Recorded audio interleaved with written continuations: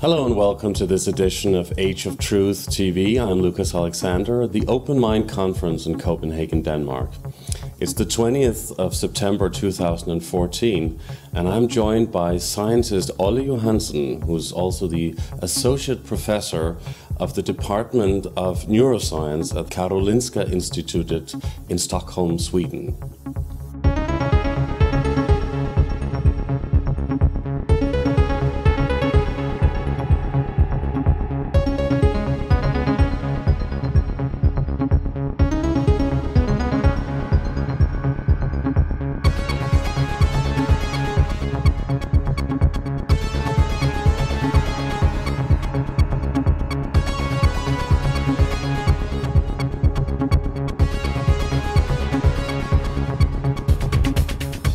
Olle Johansson, thank you very much for joining us for this interview for Age of Truth TV, and welcome to Denmark. Thank you so much indeed. It's a great honor. You've been actually lecturing all over the world, really, Yes, right? I have, indeed, yes. Yes, and now you're here at the Open Mind Conference to talk about your special topic, which is electromagnetic fields. And health effects. Because of these electromagnetic fields. I think in order to really understand what this is, maybe you should first of all explain a little bit about what you do. You are the Associate Professor at the Experimental Dermatology Unit, Department of Neuroscience at the Karolinska Institute in Stockholm. Yes. So that's your work, and what led you into electromagnetic fields, and what exactly is that for people to understand? That's a very good question, you know, and historically I used to work as a neuroscientist, and I studied different transmitter molecules that makes cells communicate with each other. Among such chemicals you can find adrenaline, noradrenaline, acetylcholine, various amino acids, etc. And the nerve cells and muscle cells, they use that for communication. And it was purely animal experimental work.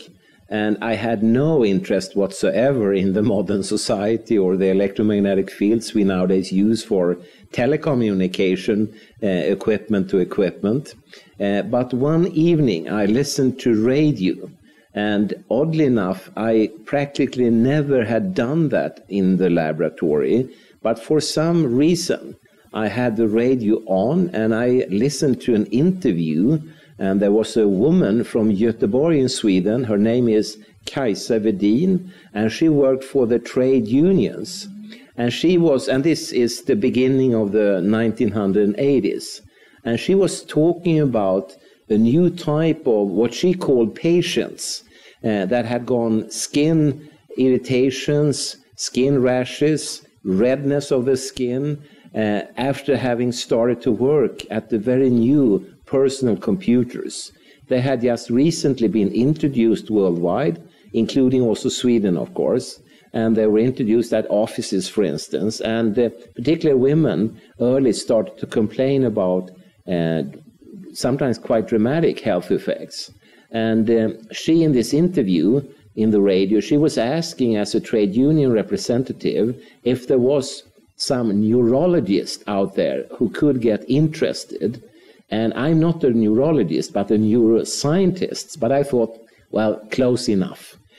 So I know a little bit about the brain, the spinal cord, the peripheral nervous system, the different organ systems in our body. And I felt that, it sounds very likely that this is just a classical radiation damage. At that time, computers, as you probably know, they were very big, with big computer screens based on classical cathode ray tubes. And not as advanced as today, indeed, right? Yeah, indeed, yes. And so I thought, well, why not? They have bombarded the skin with all these electromagnetic fields. Maybe it reacts as it would react if we go out in the spring sun, for instance, and get red skin in the afternoon. So it's a bit similar to that? That's what we thought, you know, indeed. Oh. So I called her, and we arranged a meeting at the Karolinska Institute, and she brought with her a physicist from Chalmers University in Göteborg called Yngve Hamnerius. and we sat down and talked, and I realized that actually I had read about single cases already in the 1970s. And the first cases had come from United States and Norway, but soon followed with similar cases from, for instance, Sweden, Denmark, and the whole of the world. It was quickly spreading. And at that time, in Swedish, they were called bildskärmskadade. In English, that would be screen dermatitis. They had got damages from the computer screens. And we decided to form a group of a little bit more than 20 physicians, dentists, psychologists, and scientists. And the next time we met in Göteborg, and we formed the so-called Göteborgs group then, and each one of us got a task that we should go back to our laboratories and investigate. And what we did was that we took skin biopsies, small pieces of the skin, and from persons that were normal healthy volunteers, from persons that had different skin diseases that mimicked the reactions that these ladies particularly talked about in screen dermatitis, and the latter formed a third group. And the biopsies, the small skin pieces, they were taken at Department of Clinical Dermatology at the Karolinska Hospital. And then we got in small vials these pieces, and they were just marked with a random number. So we didn't know which was which. And we took these, made very thin sections. We could stain them using different methods that are used in biology and neuroscience and so on, and look in our microscopes. And to make a long story short, it turned out that even though they were blind coded for us, we quickly could pick out the persons that had this screen dermatitis. And later on, this screen dermatitis, by the way, was renamed electrohypersensitivity. And we picked them out and put them in a separate group. And to us, their skin looked very altered and very damaged.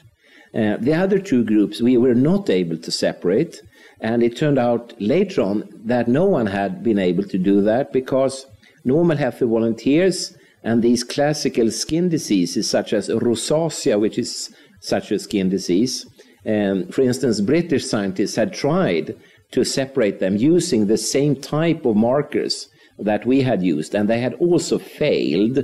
But in their study, they did not include the persons with screen dermatitis. And so that was, of course, sensational to us to be able to pick them out.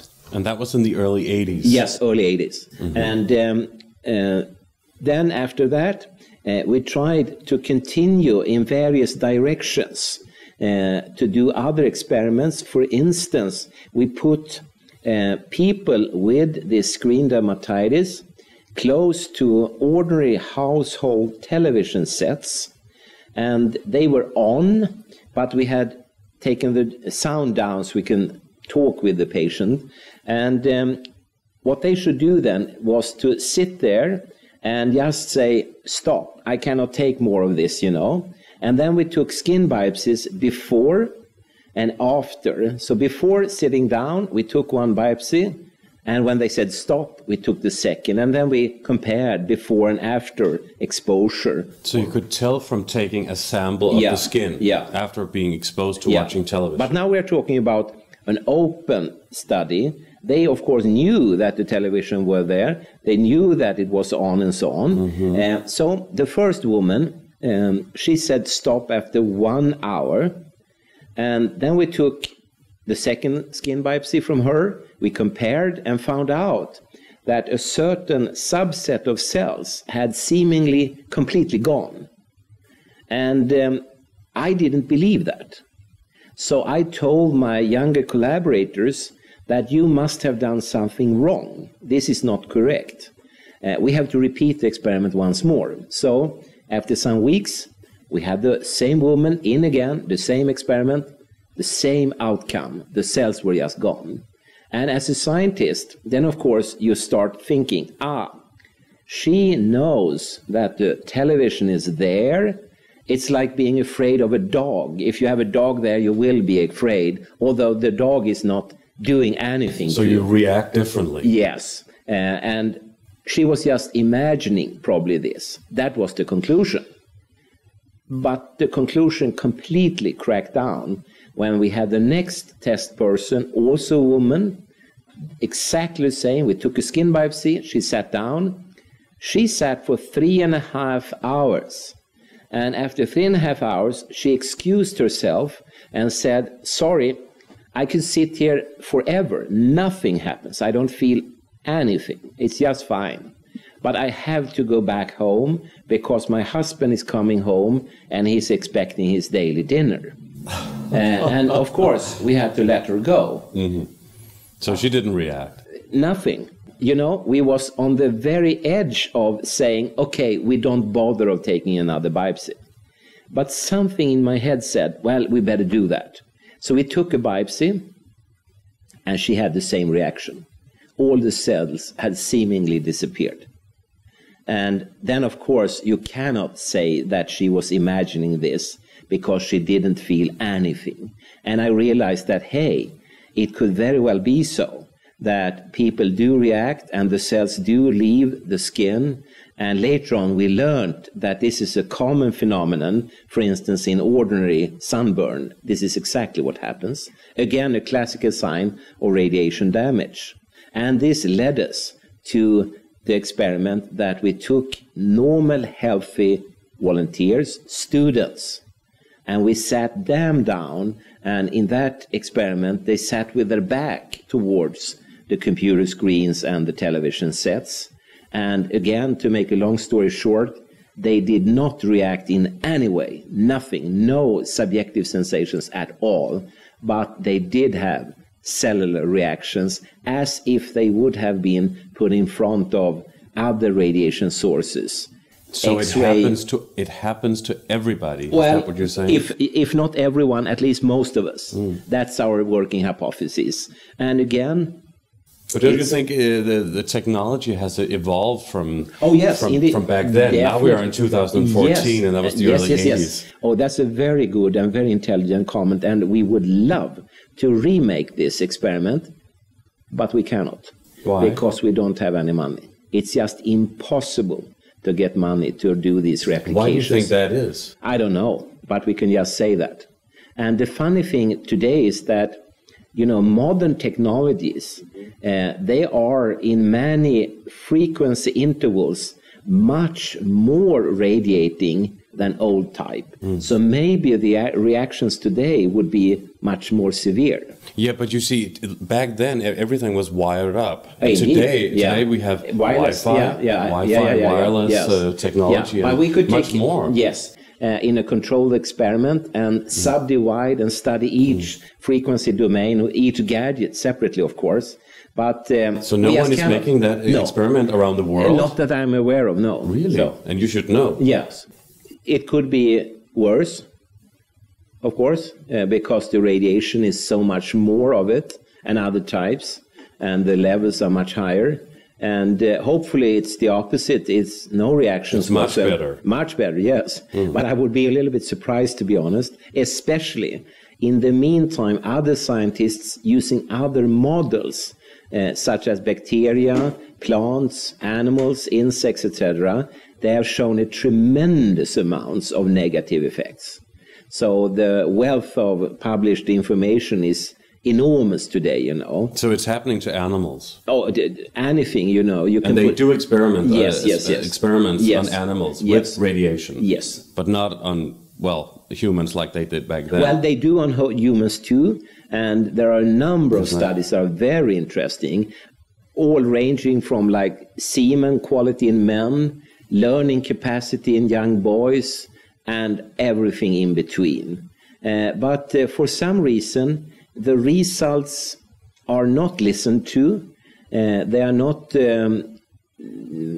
contemplated at the sort of top level of society. And the general public, well, they're not fully informed at all. I mean, good journalists like yourself, I mean, they do a lot of programs. And I mean, if you look Google, for instance, I mean, you are drowned in information.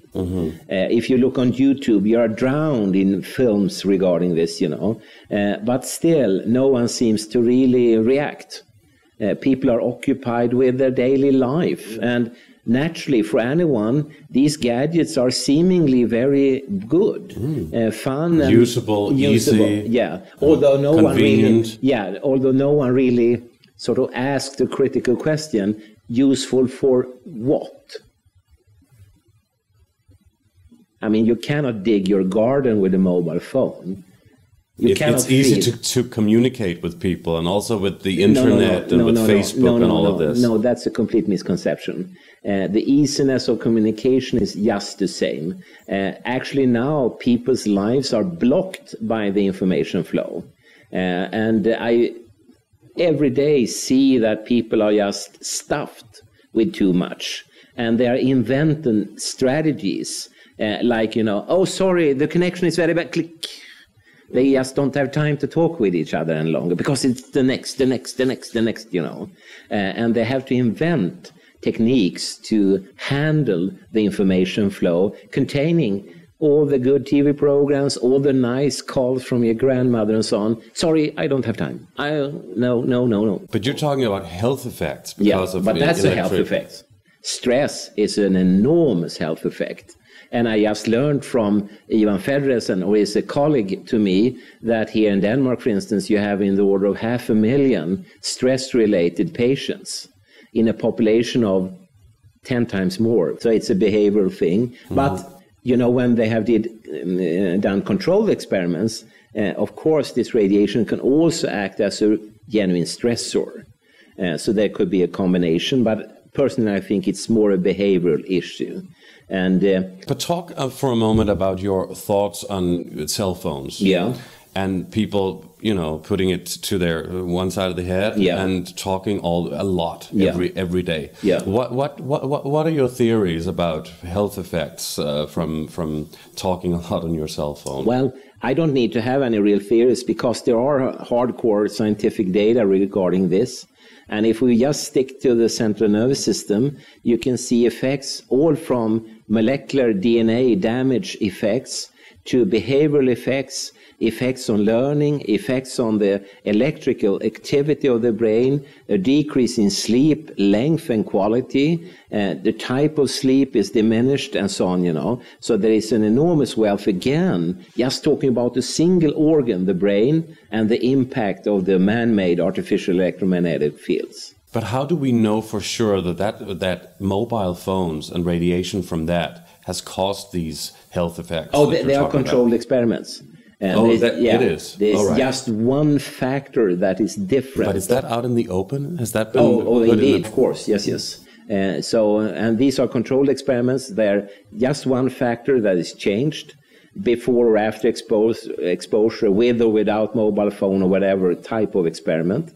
And they are published. They can be accessed from the internet, for instance, and very good reporters and journalists like yourself, they have done radio programs, TV programs, YouTube films, and they have done newspaper articles, tabloid articles, journal and magazine articles, and so on. So it has been really very well covered, at least in countries such as Sweden and Denmark and so on. Why are they still promoting cell phones and even giving them to children? Little children are always carrying a cell phone, right? I love that question, you know, because it points to that. And there was many years ago an excellent American movie about this, that journalism is, of course, ice cold and it lacks ethical rules. If there were morals and ethics in this, naturally the newspapers should just block everything, you know, they should stop it. They should not allow any ads and so on. And in some countries, even the parliaments and the governments are reacting. I read, for instance, about Belgium. The Belgian government, they very strongly say that we cannot any longer have ads directed to the children and teenagers. So at least that step they're taking.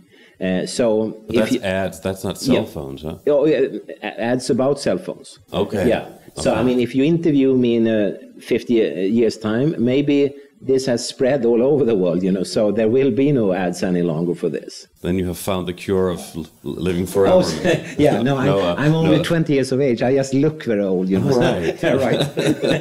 that's you're very clever in that way. Yeah. Wow. So let's talk about a very important topic when we talk about electromagnetic fields, and try and really explain to people how mind control is connected to radiation in some kind of way, or electromagnetic beams. To begin with, I don't deal at all with the issue of mind control from the sense that you're asking the question, but naturally there is research going on even at my own department. We have a very good scientific group that try to influence the nervous system by exterior, for instance, magnetic fields. And their aim is, of course, very good. If you would have a lame arm, for instance, you may be able to influence the motor cortex of the brain in such a way so it could send signals, and maybe you can move your arm again, or you can have some other type of electromagnetic fields from the external point of view, so it would help you. You can walk better, move better. So it's actually mind control for the better, for the good. Yes, and I wouldn't say mind control, I would say brain control in that sense. But it's tempting, as you say, to start thinking about, well, if you can influence a limb, could you also influence thoughts? Thoughts in the way that we talk about ethics, moral, etc. And that has already been done also, not by this research group, but by others that have shown that exterior electromagnetic fields will alter the sense of moral conception, for instance. And now we are talking about mind control in the sense that the outcome could be negative from a personal point of view. I mean, if we allow ourselves to sort of wildly speculate, you may say that such mind control has been around for a very, very long time. If you go back to the old times when the Stone Age and even after that the medieval times and so on, a very elegant and simple way of mind control is just pure threat and force. If you don't do this, I will kill you. Fear. Installing. Yeah. And that's a very good mind control. And later on that was used, for instance, in Nazi Germany. Joseph Goebbels, their propaganda minister, really implemented fear together with the sense of being superior, which is another way of having a mind control. We are much better than them, so we could decide over them, you know. And today, we don't allow that kind of mind controls. Although, just watching children in a playground, we realize that, oh, they are back to these basics. How do you know that they don't still use that kind of mind control? I will come to that. Mm-hmm. I will come to that. But when you watch children, you know, you see that they are threatening each other and they are implying force and superiority. A bigger guy, for instance, he could rule the other kids very easily. Hierarchy. Yeah, exactly. But we sort of officially do not allow any longer that kind of gross mind control, but it's still ongoing. People are completely guided, or you may say forced, to consume according to given premises.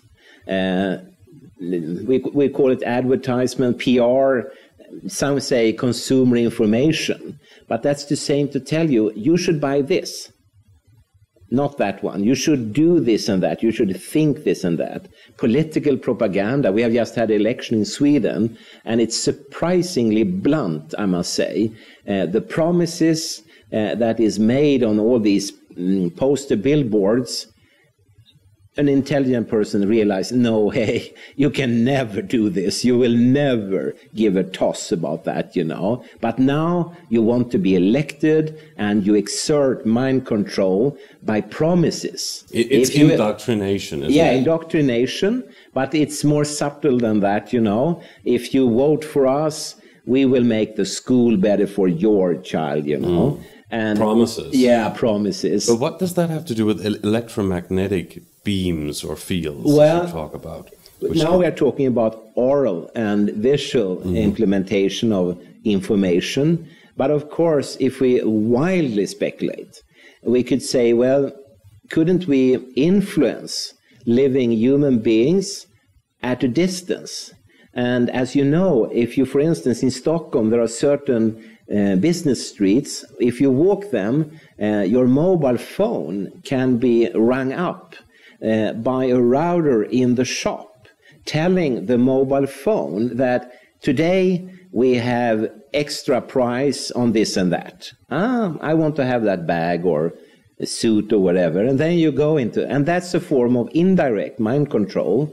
And the speculation would be that, well, why don't you send the information directly with an electromagnetic beam, telling the brain that, today the meat is cheaper in this shop here, you know, you should buy it. And maybe it will be like that. And of course, I mean... messages could be sent via electromagnetic beams directly to the brain. You know, in science already, people have sent such messages, luring people into believing they have an extra hand, for instance. Is that what you say, like stage hypnotists, pretending like it's an onion, but, it's an apple, but it's really an onion and it tastes like an apple? I don't know very much about that, so I cannot comment. But here is a direct influence. And to lure someone into believing another taste, it's simple. It's just to do it, you know. So it's nothing particular. But of course, you have to ask yourself, when do we want to have it like that? And for you and me, the answer is never. I don't want to have such a society. But of course, you have like the politics, military, they could be interested in such, should we say, information flows, and the whole of the entertainment industry. Already now you can put on glasses, you know, and you can watch three-dimensional movies. And what about in the future? Skip the glasses and lure your brain through electromagnetic information that you are actually part of this movie. Like a holographic illusion. Exactly, illusions. You sit there, but you think. And I have been at amusement parks where they've had different amusement, entertainment things, you know, that really lures the brain, and you suddenly believe that you are in a situation where you have lost, for instance, control of the horizon. Am I upside down or not, you know? Where am I actually? Like a real-life virtual video game. Yeah, exactly. And I'm sure people would like that and find that very amusing. But, you know, some truth researchers claim that we are actually a very sophisticated hologram. Now you are talking even about quantum physics. The latest in quantum physics says that we are two-dimensional holographic representations. Which means that the third dimension is consciousness? Yes, exactly. And for you and me, this is just way above our heads, of course, you know. We have enough problem to live in the ordinary world, you know. So we are not so very interested in whether we are this and that and so. We have to just do it. Some people might be quite interested. Yes, and that's the issue, you know. And then we are back to what you call mind control, that it may in the future be so that economically driven profits and greeds and so on would find it beneficial to use such methods. Even if it's just in the movie theater, just for 2 hours, it could mean a great difference. Because the consumers will start craving for it, at least for a short time. They want to have this, you know. And people have forgotten that there was a time, for instance, where we had movies with smell. Suddenly in the movie theater, you had, it looked or smelled very badly or very nice. It was a short period because people didn't fancy that very much. But here, maybe they would, as consumers, be very interested to continue that. And again, of course, any form of future consumer control, entertainment control, military control, and political control could involve at least facets of mind control. And I understand, having seen some programs on the Swedish television, that, and this is scary, I must say, from a moral, ethical point of view. You know, nowadays, when we talk about wars in countries like Afghanistan and so on, and you have these drones, small miniature aircrafts, they are controlled by human beings, of course, but they sit in the United States. They are controlled from young men sitting in nice rooms below ground, and it's just a video game for them. And they interviewed some of these young boys who had grown up. Having been like 20, they were certainly 30, and they realized they had actually killed people. Really? Yeah, they realized they had killed people. In real life? Yeah, it wasn't a game. But they thought it was a game. No. But they were, you know, young boys. They are the only ones who could be trained to soldiers. Elderly could never be trained to that, you know, because they lack a lot of the gardening moral and ethics that you and I have, you know.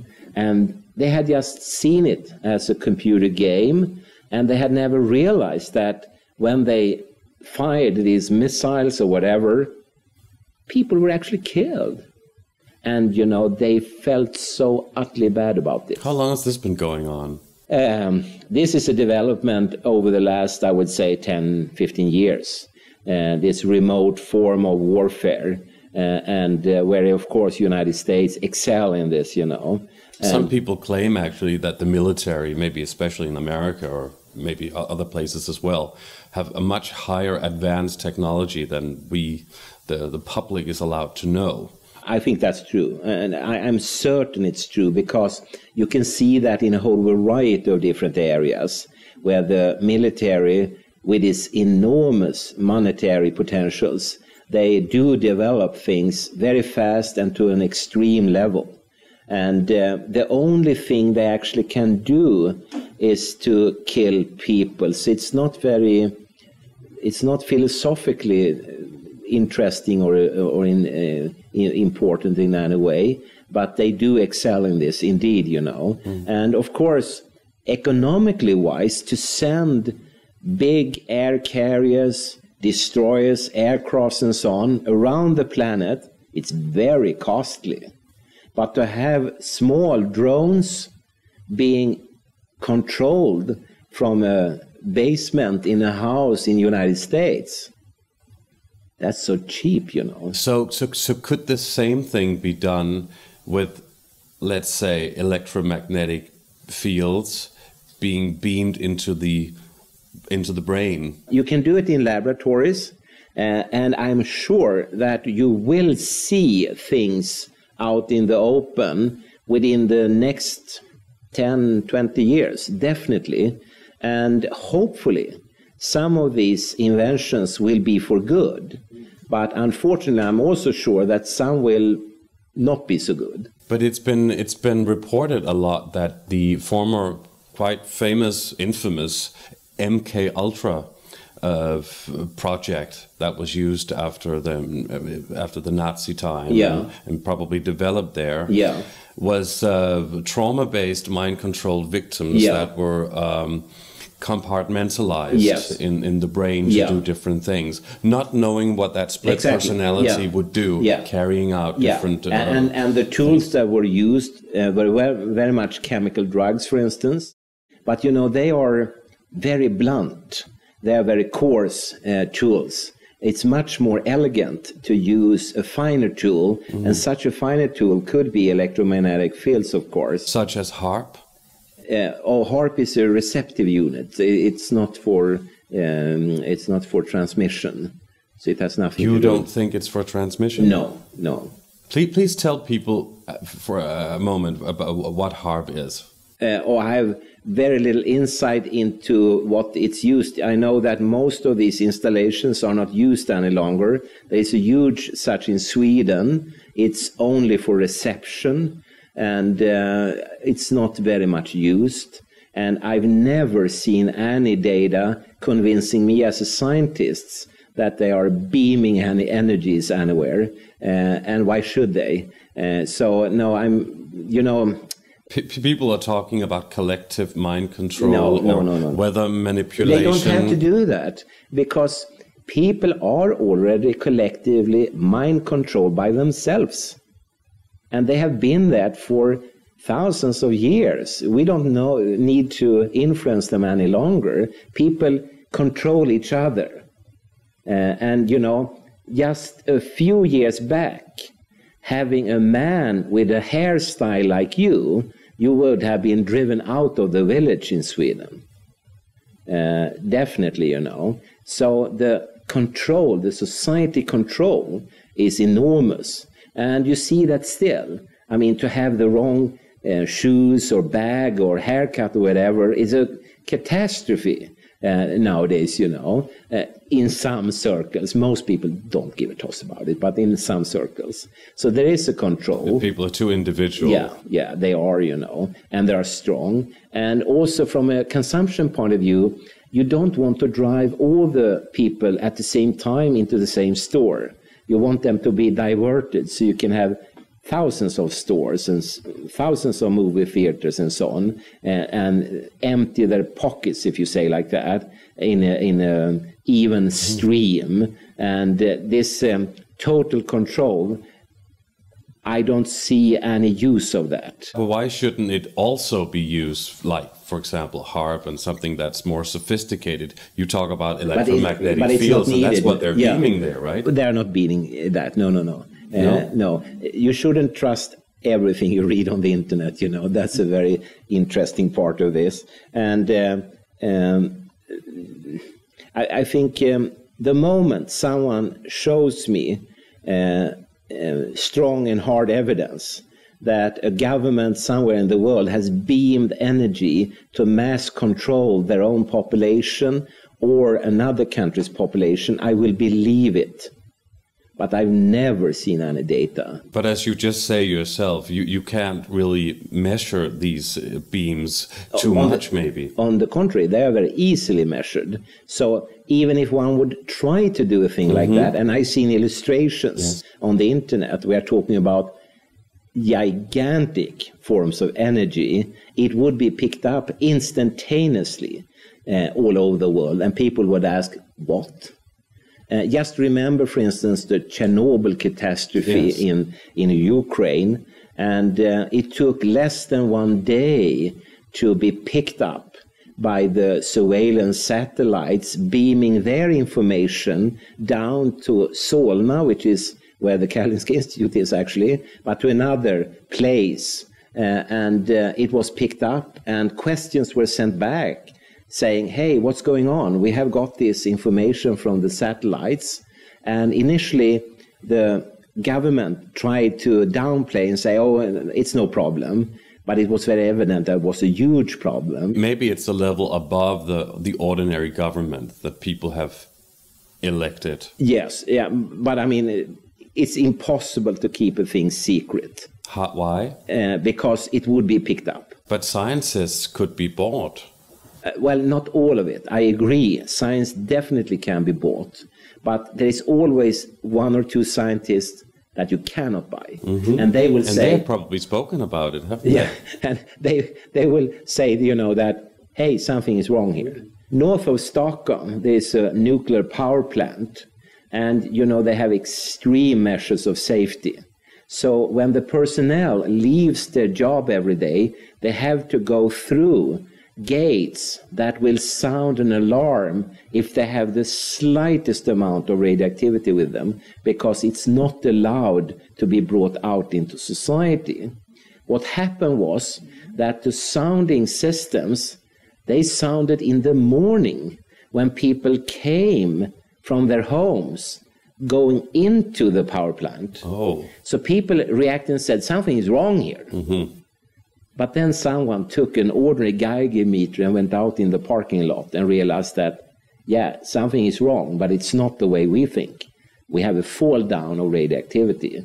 It's all over. It's everywhere, yeah. And then they again sent questions to Ukraine and to the Soviet Union, and they had to admit, yeah, we have a meltdown. So does all of that come from all of this wireless technology, these beams like say cell phones and internet, computers, television, radio waves, and all of this? Is that a collective thing that is just in the atmosphere? Oh, yeah. If we leave the radioactivity now and go back to the microwaves, it's everywhere, of course. But it's easy to measure. It's not complicated. It's there, although invisible. It's very easily measured. So it's impossible to kind of hide away. At the same time, saying this, of course, I'm aware of that industrial development and especially military development sometimes goes bananas. And people lose the control. But at least in the western part of the world, that generally means that you will find yourself in a civil court of law. Somewhere down the road, some people will ask difficult questions. And hopefully, and don't get me wrong here, I think a lot in our society is extremely wrong, and it needs to be fixed. And hopefully, again, if you come back in 50 years' time, we can say that that's gone. We don't need that. But there will always be the possibility. Do you think it will be a better world then, or do you think that it's just going to explode and be much worse? I think it will be a different world. For the better or worse? I don't know, but a different one. Mm-hmm. Hopefully better, because if you look around, there's so many things that so easily can be fixed, and it's just a matter of wanting to. Mm-hmm. And I am a neuroscientist. I know a little bit about the human brain, and we are the Homo sapiens, the intelligent being, and I don't see very much of that today. And I coined the expression Homo stupidiensis, the stupid being instead, because a lot of the things that we do and devote time to are completely stupid, especially from an evolutionary point of view. And that's because in the western part of the world, we have too much money and too little to do, actually, of meaningful character. And therefore, we need constantly to invent things to amuse us in various ways. And of course, and that has been shown many times, of course, if the rope should tighten somewhat, we need to take a few steps backwards and devote more time to food production, for instance, living, schooling systems, etc. We wouldn't have time for these other areas of society that we spend so much time on today. And I get well, a little bit alarmed and a little bit distressed and so on when I read in newspapers about reports saying that an average Swedish man or woman would look on their mobile iPhone hundreds of times per day.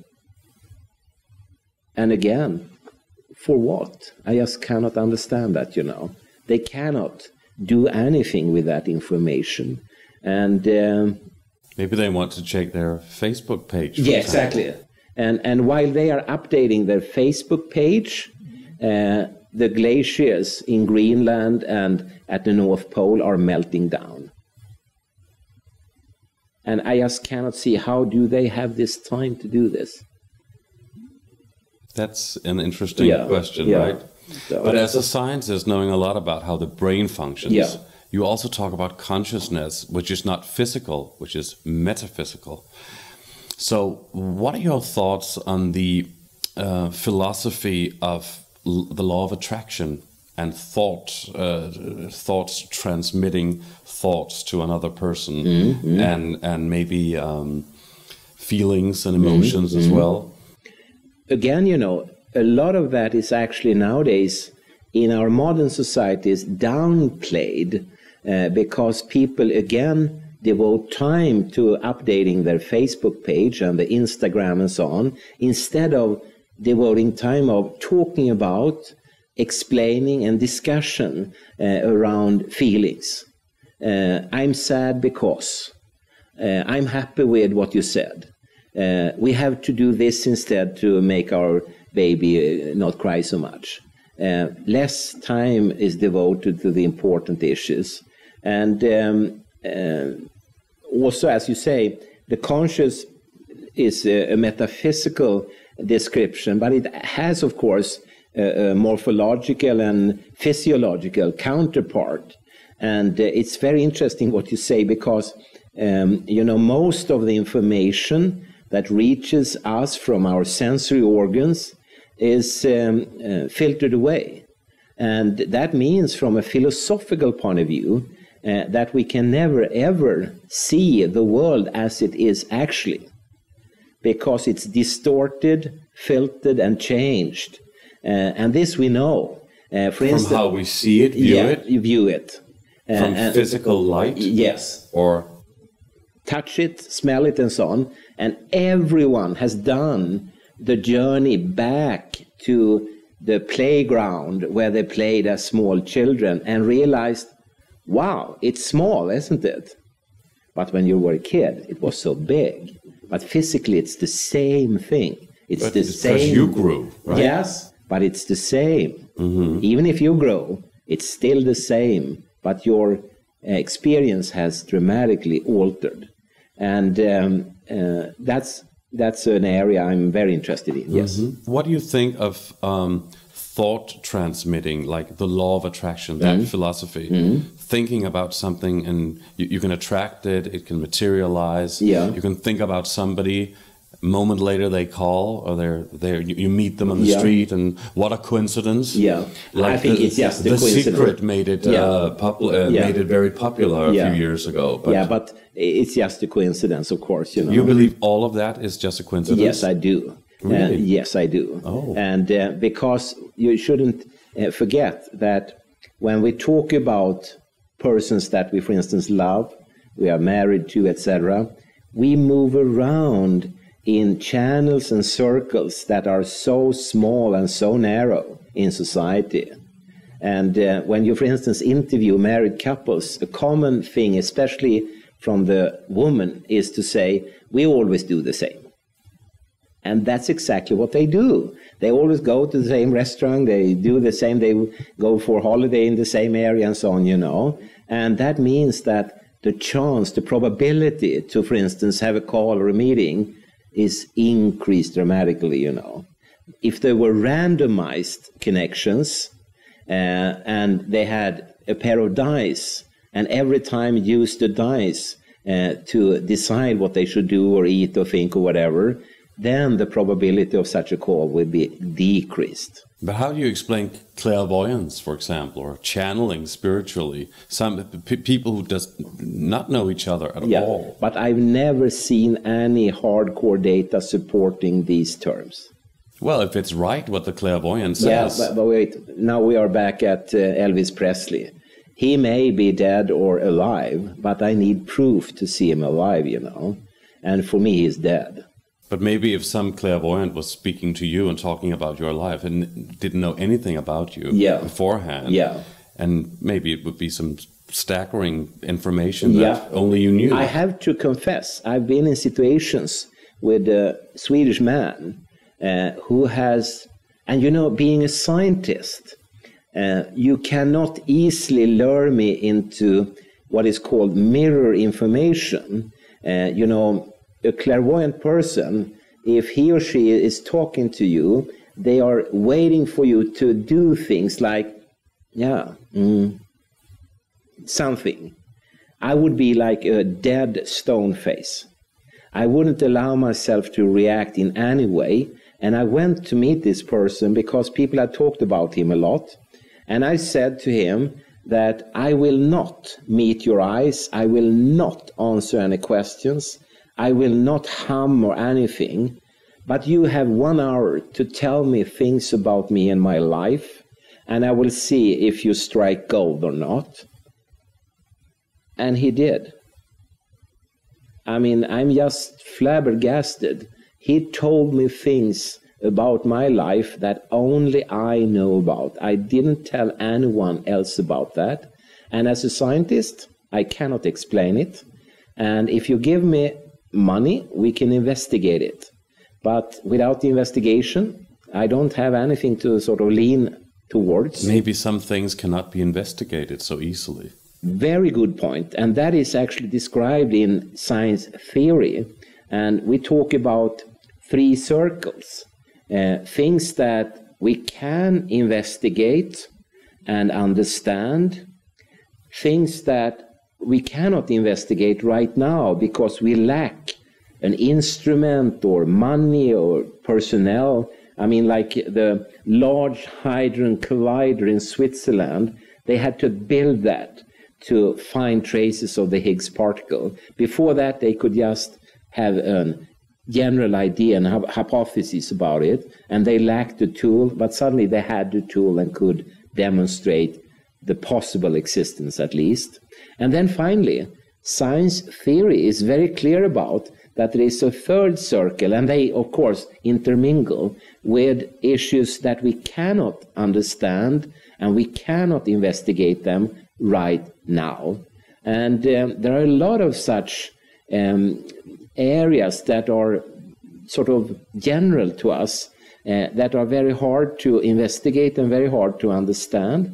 Headache, love and compassion, understanding, and so on. You can describe them. I mean, I could ask you, are you in love, yes or no? But that doesn't mean I understand what is exactly love.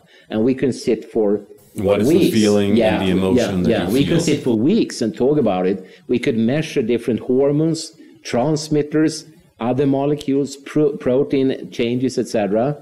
But still, we would lack the innermost core, the essence. And maybe it takes time. But as a scientist, I'm sure that time allowing, we will understand everything. And after that, the world will be extremely boring. Because the more you learn and the more you understand, the less fascinating is the world. And I've seen here at the conference, for instance, and I won't go into what I've seen, but I've seen situations where I realized that, yeah, if they just would have read this and that paper, they wouldn't say like that. They wouldn't believe in this. They wouldn't try to sell you that kind of misinformation. And the moment, as I say, you get all the knowledge, life is pretty boring, you know. So maybe it's not meant to be like that. And at the same time, as you know, time is extremely against us. There will soon come a time when we probably will not be around any longer. And with soon, that could be hundreds of millions of years, but it's a very short time from a developmental point of view. So briefly, what is your most important message that you want to come across? I think the most important message is don't trust me. Read for yourself. Go to all the sources, evaluate them, ask the very hard and critical questions. Is there something behind? You mentioned before that scientists can be bought. That's a very important message. And I would add to that, scientists kind of buy themselves on the altar of career. They want to fit into a certain club. They want to have a position. They want to be professors. They want to have a grant and so on. And they are prepared to sort of slide a little bit on facts, truth, and so on. And maybe it doesn't matter because, I mean, it's hard to realize, but most of science has no impact on society at all. It's just meaningless. And it doesn't leave any traces. But if you have a crucial area you investigate, then it's extremely important that you really stick to facts and truth, because the outcome of your research can have influences and impacts on the whole of the world.